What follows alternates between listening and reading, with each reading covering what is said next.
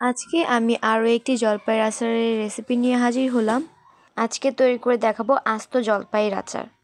টক ঝাল মিষ্টি এই আচার খিচুড়ি, পোলাও কিংবা সাদা ভাত সব কিছুর সাথে কিন্তু খাওয়া যাবে আর খেতে দারুণ লাগবে। এই আচারটা রোদে যাওয়ার ঝামেলা ছাড়াই আপনারা কিন্তু সংরক্ষণ করতে পারবেন 1 বছরের মতন। তো চলুন কথা না বাড়িয়ে মূল রেসিপিটাতে যাওয়া যাক। এর জন্য এখানে আধা কেজির মতো জলপাই নিয়েছি। তো এবার এই জলপাইগুলোকে কিন্তু আমি ধুয়ে এরপরে কেটে নিয়েছি। আপনাদের সুবিধার্থে আমি একটা কেটে দেখাচ্ছি।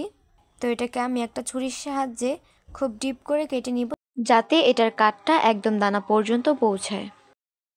তো এইবার একটা কড়াইতে আমি দিয়ে দিচ্ছি 1/3 কাপের মতো সরিষার তেল। তো তেলটা যখন গরম হয়ে যাবে তখন এখানে আমি দিয়ে দিব 5 ফোড়ন, 1 টেবিল স্পুন হবে। এরপর এখানে আমি নিয়েছি কয়েকটা শুকনো লঙ্কা, দারুচিনি, তেজপাতা, এলাচ আর রসুন। এরপরে একে একে আমি এই সবগুলো দিয়ে দিচ্ছি।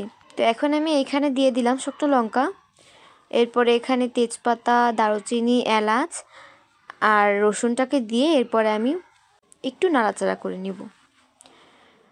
তো এর কিছুক্ষণ পরেই আমি এখানে সরিষা বাটা দিয়ে দিব। এটা শিলপাটায় বেটে নিয়েছি, তবে আপনারা চাইলে ব্লেন্ডারেও ব্লেন্ড করে নিতে পারেন।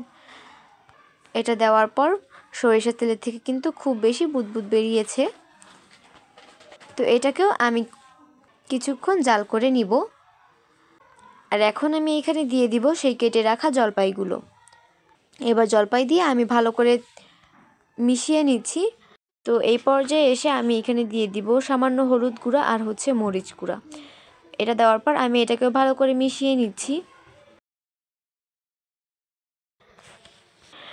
মেশানো হয়ে গেলে আমি এখানে দিয়ে দিচ্ছি স্বাদ অনুযায়ী চিনি। এখানে চিনি ছিল 1/3 কাপের মতো, একটু কম হবে 1/3 কাপের। তো যাই হোক, এবার আমি চিনিটাকে মিশিয়ে নিব। এরপরে আমি নাড়তে চাড়তে থাকবো যতক্ষণ না পর্যন্ত এটা সিদ্ধ হয়ে যাচ্ছে। আর এটা সিদ্ধ হতে কিন্তু বেশি সময়ের প্রয়োজন হবে না, মাত্র কয়েক মিনিটেই সিদ্ধ হয়ে যাবে। তো এই তো আমার এটা সিদ্ধ হয়ে গিয়েছে। এবার এর উপর দিয়ে আমি কিছু মশলা দিব, গুঁড়ো মশলা। তো এর জন্য এখানে নিয়েছি 5 ফোড়ন গুঁড়ো, ধনিয়ার গুঁড়ো আর বিট লবণ। তো এই তিনটা আমি এখন দিয়ে দিচ্ছি। আর দিয়ে দেওয়ার পর আমি এটাকে নেড়েচেড়ে ভালো করে মিশিয়ে গ্যাসটাকে অফ করে দিব।